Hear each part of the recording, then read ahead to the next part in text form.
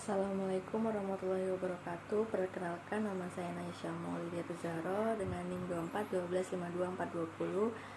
dari kelas AB semester 3. Di video kali ini saya akan mempresentasikan mata kuliah kimia organik terkait lipid. Jadi yang pertama, lipid itu merupakan sumber nutrisi yang sangat penting bagi tubuh, bukan hanya karena pembakarannya menghasilkan jumlah energi yang tinggi, tapi juga perannya dalam melarutkan vitamin yang hanya larut dalam lemak. Kemudian lipid ini juga merupakan komponen membran plasma, hormon, serta vitamin. Asam lemak penyusun lipid ada dua macam, yaitu asam lemak jenuh dan tidak jenuh. Lipid ini bersifat nonpolar atau hidrofolik. Penyusun utama lipid adalah trigliserida, yaitu ester gliserol dengan 3 asam lemak yang bisa beragam jenisnya. Penyusun lipid lainnya itu berupa gliserida, monogliserida, asam lemak bebas, lilin, dan juga kelompok lipid sederhana yang mengandung komponen asam lemak. Lipid ini sering berupa senyawa kompleks dengan protein atau lipoprotein, bisa disebut karbohidrat. Untuk klasifikasi lipid yang terdapat dalam makanan meliputi trigliserida, fosfolipid, dan kolesterol.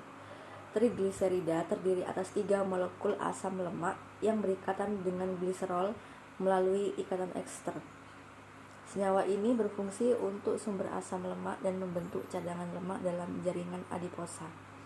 Selain itu, trigliserida diangkut di dalam tubuh sebagai bagian dari lipoprotein. Di jaringan adiposa ini, trigliserida akan dihidrolisis hingga menghasilkan asam lemak bebas yang kemudian dimanfaatkan sebagai sumber energi.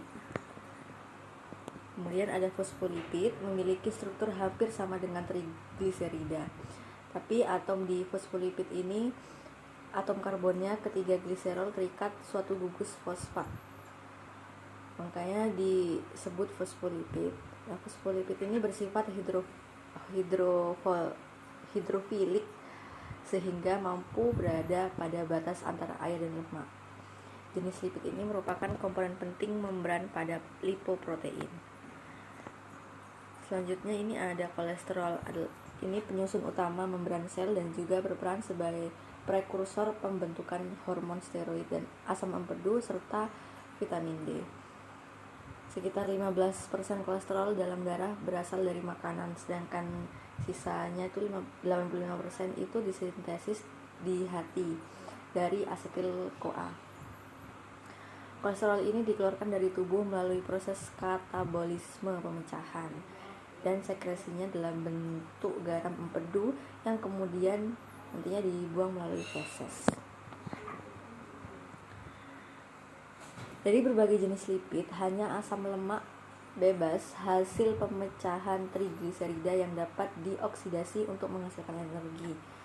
Pemecahan trigliserida menghasilkan gliserol dan asam lemak. Gliserol selanjutnya diubah menjadi gliseraldehid fosfat dan masuk ke dalam siklus Krebs. Sementara itu, oksidasi asam lemak terjadi di mitokondria, di mana asam lemak itu nanti diuraikan menjadi asetil-CoA. Nah, ini ada gambar lipid, ada fosfolipid, trigliserida, dan juga kolesterol. Ini ada di membran sel. Kemudian selanjutnya ada identifikasi lipid. Yang pertama ada uji kelarutan lipid. Ini untuk mengidentifikasi sifat nonpolar dari lipid dengan melihat kemampuannya larut dalam berbagai pelarut. Nah, karena lipid bersifat hidrofobik dan nonpolar, maka kelarutannya berbeda dengan senyawa polar seperti karbohidrat atau protein sebelumnya. Nah, untuk uji ini, jika bahannya minyak kelapa, ini larut dalam ether, larut dalam kloroform. Terus kalau bahannya minyak hewan, mentega, margarin, gliserol, Asam oleat, asam stearat itu juga positif larut dalam ether dan kloroform. Juga ada beberapa yang larut dalam alkohol panas, alkohol dingin, alkali, dan asam encer. Kemudian ada uji acrolein. Ini tuh bertujuan untuk mendeteksi gliserol bebas atau gliserol dalam lemak. Saat dipanaskan dan mengalami dehidrasi, gliserol menghasilkan acrolein yang berbau tajam seperti lemak terbakar gitu. Sertai ada asap putihnya. Nah, ini ada gambar prosesnya. Kemudian ini ada gambar reaksinya. Di gliserol ditambah KHSO4 menjadi acrolein. Dan di hidrolisis ada produk sampingnya yaitu air. Kemudian ada uji ketidakjenuhan. Uji ketidakjenuhan ini digunakan untuk membedakan lemak jenuh dan lemak tidak jenuh dengan reagen bromin.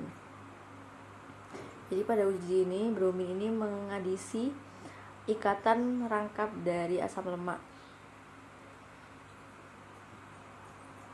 Nanti jika positif pada lemak tak jenuh itu warna merahnya akan menghilang. Di sini ada gambar prosesnya serta ada reaksinya juga. Kemudian ada uji Salkowski, yaitu merupakan uji kualitatif yang dilakukan untuk mengidentifikasi keberadaan kolesterol. Jadi spesifik pada kolesterol saja. Jadi kolesterol ini dilarutkan dengan kloroform anhidrat, lalu dengan volume yang sama ditambahkan asam sulfat. Asam sulfat ini berfungsi untuk pemutus ikatan ester lipid. Jadi apabila dalam sampel tersebut terdapat kolesterol, maka lapisan kolesterol di bagian atas itu jadi warna merah dan asam sulfat itu terlihat berubah jadi kuning gitu. Kemudian ini ada gambar reaksi juga. Ada kloroform. Jadi ini kolesterol ditambah kloroform ditambah H2SO4 pekat. Menjadi seperti ini ya teman-teman. Ada senyawa yang berwarna merah dan menjadi warna kuning. Kemudian uji terakhir ini ada Lieberman-Buchat.